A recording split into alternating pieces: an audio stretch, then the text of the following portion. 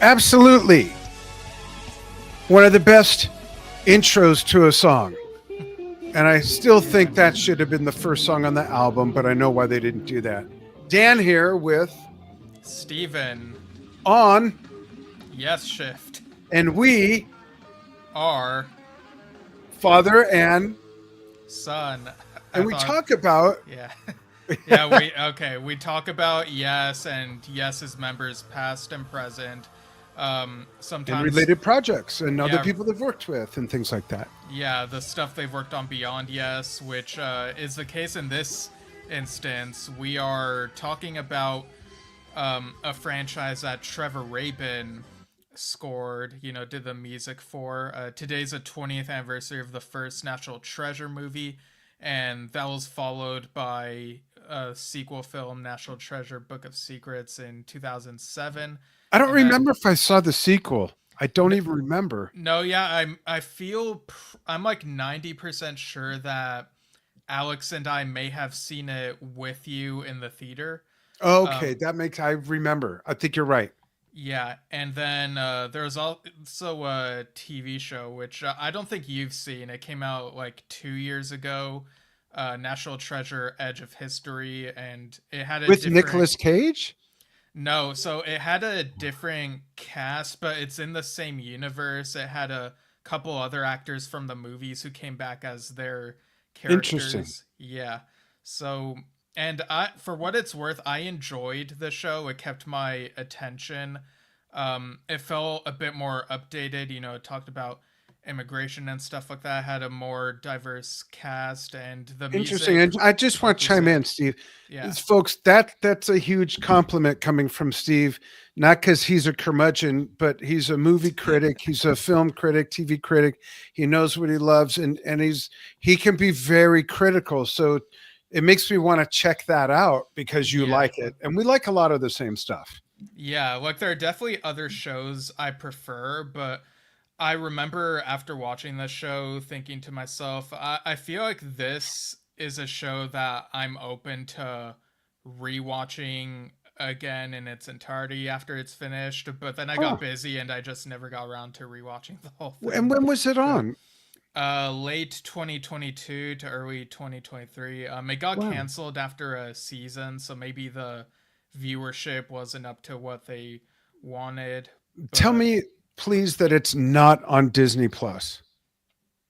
well, if I what so it is on Disney Plus. They haven't deleted it.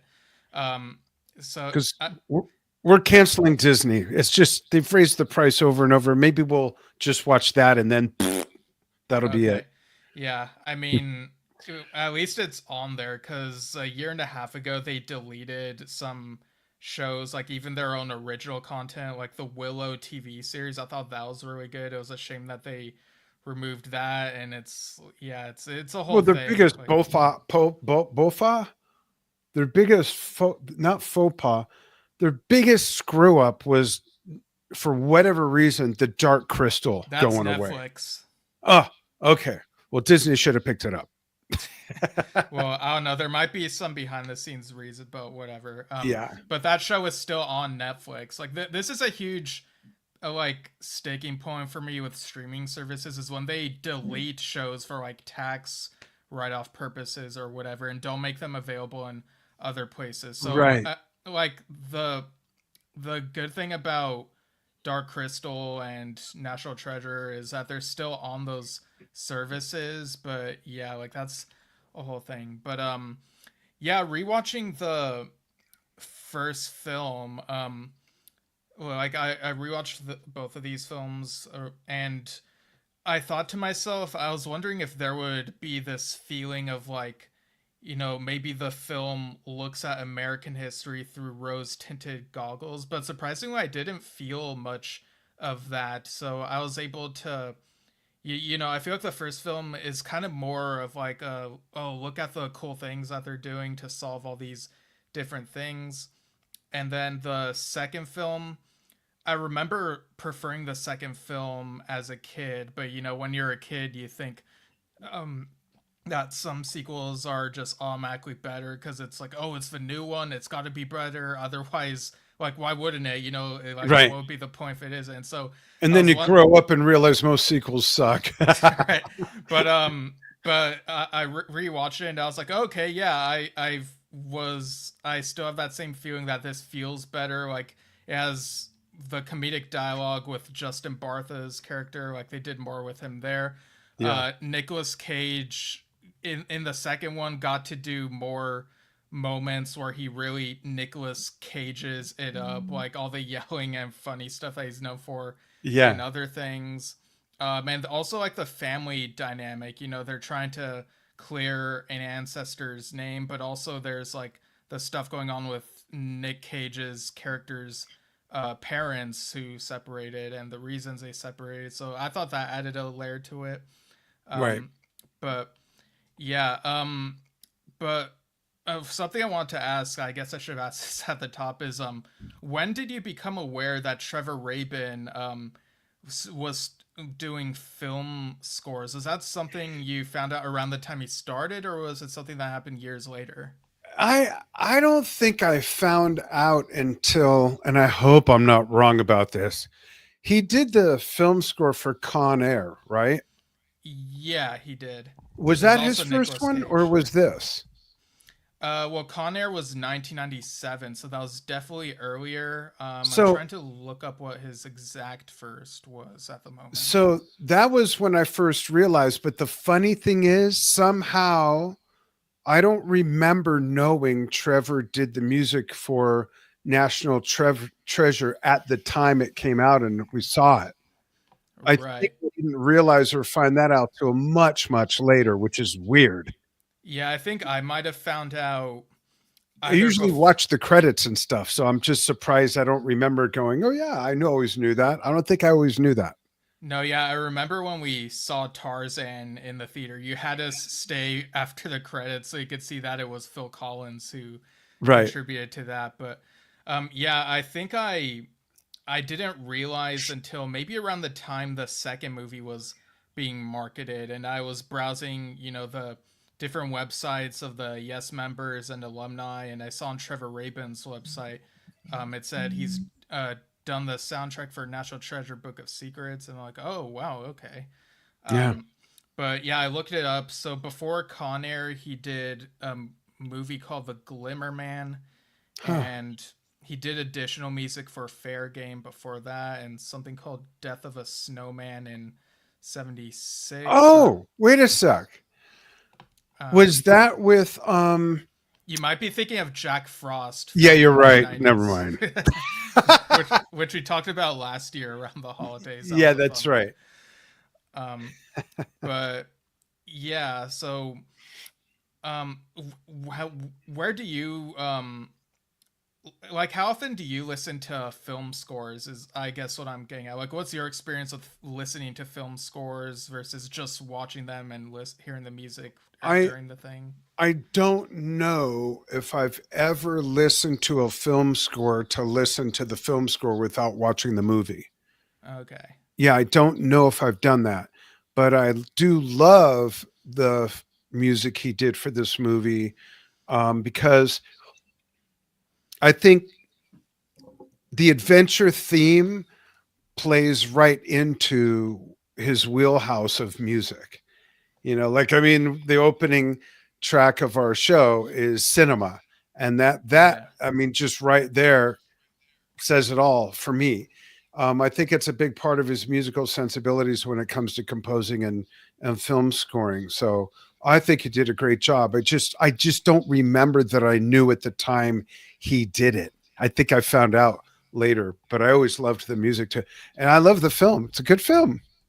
Yeah.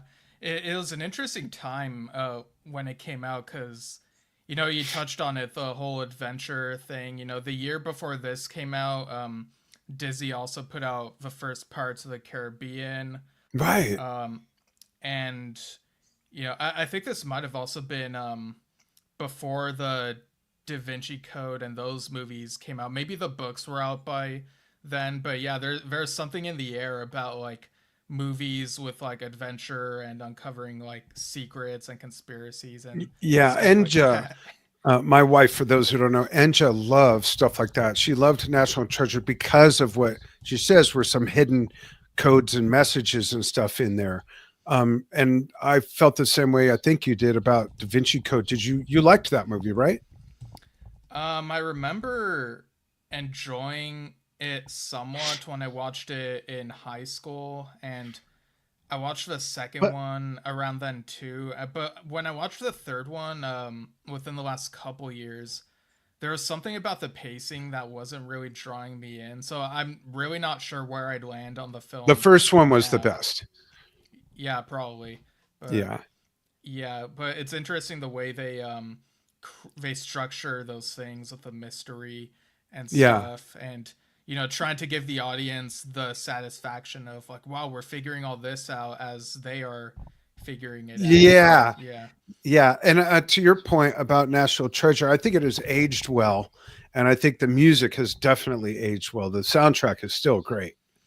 Yeah, like during the chase sequences, like on the first one, there are a couple of tracks called The Chase and Foot Chase, and both of them have like this like intense music, like and like guitar riffs, like or like it goes like real hard and really enhances the scene, like when you see Nick Cage like running through a cemetery or something like that, trying to get away from the Hmm. thing. So it really matches that feeling of like I you're love watching that this scene, by the way, cool too. thing.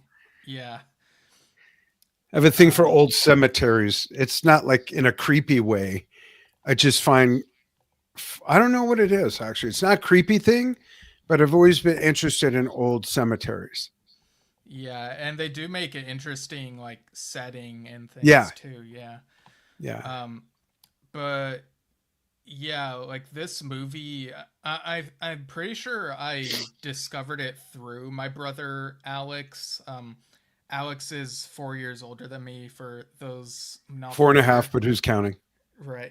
And I think he might have like rented it at some point. I did not see this one in the Yeah, theater. you were two. No, I was 10 when this one No, came when out. it came out, I mean. Wait, what? Wait, oh no, I'm thinking of Con Air. You said was 1997. Yeah, you were 10 when this came out. Oh yeah. Yeah. Um, and it actually came out the same day as the first SpongeBob movie. Funny enough, I did go and see that Really? one in the theater. Yeah. Um, but yeah, I'm pretty sure Alex probably rented it or was watching it on TV or something, and Hmm. I sort of stumbled in during a scene that I thought was like in the middle of the movie, but on this rewatch, I realized, oh wow, this is like just the second scene of the movie. And then later we saw Book of Secrets together, and yeah, so a funny thing, Alex, for those who don't know, Alex's wife Arlene, my sister-in-law, um, apparently a while ago, she was listening to the National Treasure soundtrack. I guess she enjoys listening to it, and I guess she and Alex were talking about it, and noticed the name Trevor Rabin, and Alex was like, "Oh wait, that's the guy from Yes," and so it was Yeah. kind of this funny like back and forth between them, apparently. Yeah. I think we were talking about that when you and I were out there for Father's Day. Yeah, maybe. Yeah. Um, and yeah, the idea for this episode and titling it National Trevor, how could we resist that one? Right. I think I came up with it during our trip to San Francisco when we saw Roger and Freya Dean's art exhibit. Yeah. Yeah. Um, but yeah, and I also like how Trevor is able to include things that adapt to the different settings that they go to. Like on the one for Book of Secrets, there's a track called Spirit of Paris, and there's a bit of accordion on that one. Um, Interestingly, the soundtrack for that second movie is only like 22 minutes, if I'm not mistaken. Really? So, yeah, the first one is like 45 or closer to 45. But that being said, I did not feel like the second movie was lacking in amount of music, and maybe part of that is also helped by the performances of the Yeah. And the characters in dialogue. that one. Yeah. Yeah. And for the TV show, I do like how there are Latin flavors thrown in there as well. You know, again, the whole thing of adapting. There's a song that is sung in Spanish by someone. It's called Duerme Hmm. Descansa. That's one that I kind of wish was longer. And I should mention there are also a couple other people who contributed to the show's music. I see Jake Austin Walker is a name. Paul Linford is another one. Um, and yeah, also like some Latin sounding guitar on the theme of that show. So again, you know, when it comes to film scores, I think adaptability is a pretty important component, right? Yeah, absolutely. And I'd like to ask the audience to chime in, let us know where you're watching from, but let us know if you have a favorite soundtrack, motion picture soundtrack by Trevor Rabin, and where does National Treasure sit for you as a soundtrack and as a movie if you've seen it. If you haven't seen it, go see it just to hear the music. I know you can just get the soundtrack, but I think at first listen, one should hear the music in context of what's on the screen. Does that make sense? Yeah. Because I think that that adds value to. I know it's subjective when I say this, but how good it is or how well it fits, and we could all see those things differently. But I think you've got to first experience a motion picture soundtrack with the motion picture. Otherwise, it'd be like listening to a radio show version of just the dialogue with no music, no sound effects or anything. It like wouldn't do anything. You got to see it in full bloom, if you will. I mean, that's an interesting point. So, I don't know. Like, I gotta ask. So, is that different for concept albums, though? You know, like, should people watch The Wall before listening to The Wall, or No, does it depend on like what's made no, first I and think like the thing that that's should made be the for it? other way around because that's Okay. different.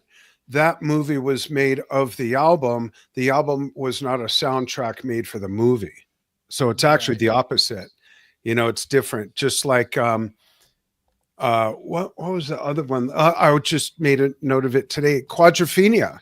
Quadrophenia was an album, and then they made a movie depicting the story of the album by the Who. It wasn't a soundtrack by the Who to the movie Quadrophenia. Same thing as your example. Okay. Yeah. Yeah. I've probably mentioned this before, but when I watched Quadrophenia, I was kind of surprised it wasn't more like Tommy with like the music all throughout. It was more, I was yeah. shocked too, and I saw it in theaters when it came out. Like I don't know. I had no idea. I thought it was going to be a movie with the Who. I didn't know it was the story of that album. I thought it was going to be more of a concert film. I mean, I remember the poster had that iconic picture and all of that. I don't remember seeing trailers on TV, but I remember going like maybe 30 minutes in and going, so where are they? And then Yeah. I realized that it's acting out, you know, the same way that I would be really pleased if The Lamb Lies Down on Broadway finally came out as a film. There is an animated version of it. Did you know that? Have you seen that? Um, I don't think I have. Look up on YouTube, The Lamb Lies Down on Broadway animated, and someone made their own like animation to the Oh, movie. okay. It's quite interesting. Yeah. Yeah. Yeah, it does sound like something that could potentially work pretty well in animation. Yeah. Hmm. I Check. feel like some people are a bit too dismissive of animation, you know. Yeah. No, I've always loved it. I mean, in this context of fantasy and whatnot, like going back to, you know, when you guys were little, I had the VHS of the original Hobbit and Lord of the Rings, the original that came out in the early to mid 70s. Also, Wizards. I remember Grandma and Grandpa showing me Wizards when it came out when I was a kid. And wow, did that mean something completely different later Right. seeing it as a grown up? The whole parody of wow, that was a real head trip that blew my mind. Like, really, this is the same movie I saw as a kid. So I like that kind of stuff a lot. I wish there was more of it. I wish Roger Dean would make a movie of Tales from Topographic Oceans or or open your eyes, or well, maybe not open your, but you know what I mean. You Yeah, know. how would the Open Your Eyes movie be? Would just be the logo for like 2 hours on screen. But even Relayer, of just Yeah, Gates of Delirium, an animated short to Gates or something would be just. I'd love to see his stuff in the context of Yes Music animated. right. But yeah, getting back to National Treasure, I mentioned earlier there are those cool moments where you get like the riffs from like the guitar, and sometimes they're I don't remember if this was the show's soundtrack or what the movie's soundtrack, but there was a bit where I was kind of reminded of like that Solly's Beard type of feel, that Oh, type of interesting. guitar. I don't remember if that's in the Like movie either. yeah, Huh. like not the exact notes, but just that type of The guitar feel. and feel. Yeah. Yeah. And in the movies you also get the themes going so you kind of feel this sense of in movie scores you get this sense of discovery and exploration and enlightenment whenever you discover something and that type of thing It's another game of exploration. yeah, yeah. And also a memorable theme that pops up now and then, like do do do do do do do, so Yeah. it's cool that you get these memorable music moments throughout these Like scores. callbacks almost. Yeah, Yeah. I like it. I want to see it again. right, yeah. I uh, could not remember when I saw it originally. I asked Enja. So, for those of you watching, I've been with my wife 17 years. Wow, really? And I said, did we see National Treasure together? That's what the show's about that Steve and I are doing. And she said, I don't know. I don't think so. And I said, well, I think I asked you if you wanted to watch it like a couple of years ago when we were trying to think of something to watch. And you said, no, I think it was too much for kids. And she said, I didn't say that. That was your other girlfriend. She said, no, I love, that's when she said, I love the messages in it and the this and that. So I can't remember when I saw it. I don't know if it was when it came out and I saw it in a theater. I don't remember if it was years later on TV. I have no context of that. I don't know why. Because I like the movie. You would think I'd remember. yeah, yeah. Well, you would have had to have seen it in the 2000s if we saw the second one in the theater with you. Yeah. Right. um So but then that answers that as what point in my life that was. Okay. yeah. um let's see. Well, that Yeah, explains a it's lot, actually, yeah, including the comment I made. Okay, thanks. right. So, something that my brother, that Alex always laughs at is the moment in the first movie when, Nicolas Cage's dad, he lectures him. He's like, you had your mother, you had me. What do you have? Him? And he points at his assistant who's Yeah. like just grabbed a slice of pizza and looks up. Yeah, I Yeah. remember that. Yeah, Him? it's a little thing that Alex and I like to joke about once in a while. That's Yeah, funny. just that moment. Which is wild because like I feel like that character, just Riley, Justin Bartha's character, doesn't have as many funny moments in the first one as he does in the second one. He's telling people, "Did you read my book?" and like they haven't read his book and stuff, and Yeah. he's getting like bad luck and whatnots. But I guess for that first movie, that pizza moment really stands out for us. Yeah, they didn't really develop the character as much, and he had to kind of blossom from the first two into the second. Like, hey, let's do more with the Riley character this time. There's all this opportunity, which they did a good job of. Yeah, and the second movie did have the dangling thread regarding a page of a book, and funny enough, the TV show references that dangling thread, but they say that after 15 years they still haven't figured it out, and Oh, basically wow. it felt so meta because the National Treasure 3 has been in development hell for so long, and like I don't even know if they're still gonna try making one. Really? It kind of felt like the TV show was taking their attention, but when I saw that moment in the show, I thought, oh, okay, so they're as they're doing this show, they're hoping that they can still do a third movie. Okay, but now like I don't know what's going on. I don't know like That's if interesting. when we could get a third one. Now I have what may be a dumb question if you know the answer, but you know who Nicolas Cage's uncle is, right? His uncle is Don't look it up. his parents' brother. It's Francis Ford Coppola. Oh right, yeah, I Yeah. remember. Yeah, And he one of changed his name to Cage. And I wonder if Cage is English for Coppola. Let me ask Siri. Hey Siri, oh my how gosh, do you say don't ask Coppola? her. Don't ask her. Why? I have the answer, and I Oh, get okay. tired of you asking Siri stuff. She's tired of Um, me too. yeah. I think he may have been inspired by the Marvel character Luke Cage.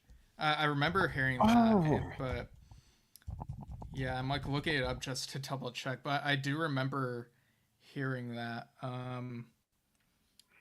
Okay, so it seems like that might be true, which is funny because he later played a Marvel character, Ghost Rider. That was another interesting one to see in the theater. yeah. Here's But something from Dan DeVos watching on Facebook. He says, never heard of it. We'll have to check it out, then revisit this discussion. Check it out, Dan. Yeah, it is a pretty popular movie, I think, right, Steve? yeah, I guess I'd say so. It wasn't a blockbuster, but Nicolas Cage is in it. But Dan, check it out. We'd love to know your thoughts afterward. Yeah, like both movies definitely made a lot of money, but I kind of feel like I don't know, the vibe that I get with people of my age group is that it's kind of like a cult classic or like a nostalgic thing, and they kind of look back at it with like a nostalgic perception or something. But yeah, I'm not really sure how Interesting. popular it is in general. But Yeah, I don't recall. It's weird. I got these like blank spots of the weirdest things, but then I can remember the weirdest things. I don't understand how that works. right. But yeah, I was aware of Nicolas Cage's, being Nicholas Coppola initially and that connection. Yeah, I remember reading somewhere that he wanted to be able to like stand on his own and Yeah, have people not think it's because, oh, I'm related to this that's person. very respectable. Yeah. And yeah, some people do that too. And I also have like the album covers, which I Yeah, almost forgot to show, and I'll go ahead and do that's that. cool.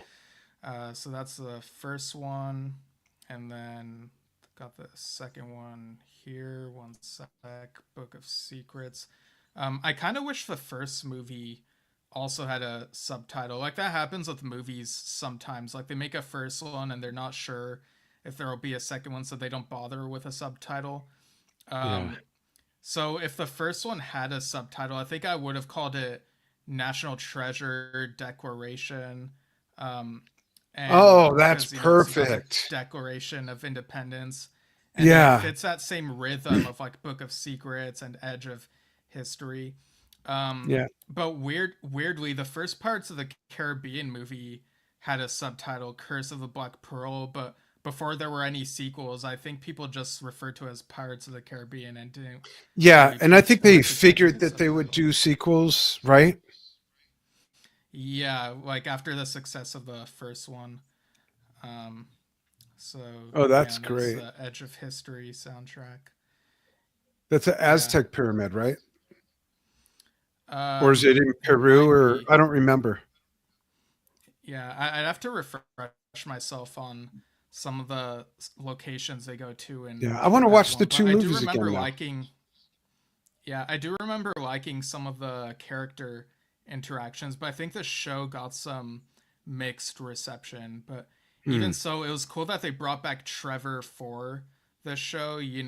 Like Yeah. 15 years later, they very well could have just gone with someone else, but I feel like they brought him back for that. And if they ever do make a third movie, there's no doubt in my mind that they'd bring him back for that Yeah. as How could they well. not? Right. Um, so do you have anything else to add before we close this out? No, just other than just talking about it has inspired me to want to watch both of those. And maybe we'll check out the TV show before we pull the plug on Disney. Right. All right. Well, thanks for tuning in, everyone. A little something different this time around, film score, which also includes a bit of film discussion. And Yeah. Different I'll, but relevant to the show still. yeah, and I'll probably do a news episode in a few days. There are a few things I need to catch up on for that Cool. first, and we're also working on stuff. But yeah, and we've got the Relayer 50th anniversary coming up, so that'll be Yeah. fun to talk about too. Oh, that'll be fun. Yeah. Yeah. Cool. Thanks for watching, folks. You can follow us on Facebook and YouTube and on anchor.fm/Yesshift if you just want to do the audio listening. And you can write us at yesshiftpodcast@gmail.com. Suggestions, donations, complaints, whatever you want. Right. Yeah. All right. Thanks, everyone. We'll see you all soon. Thanks.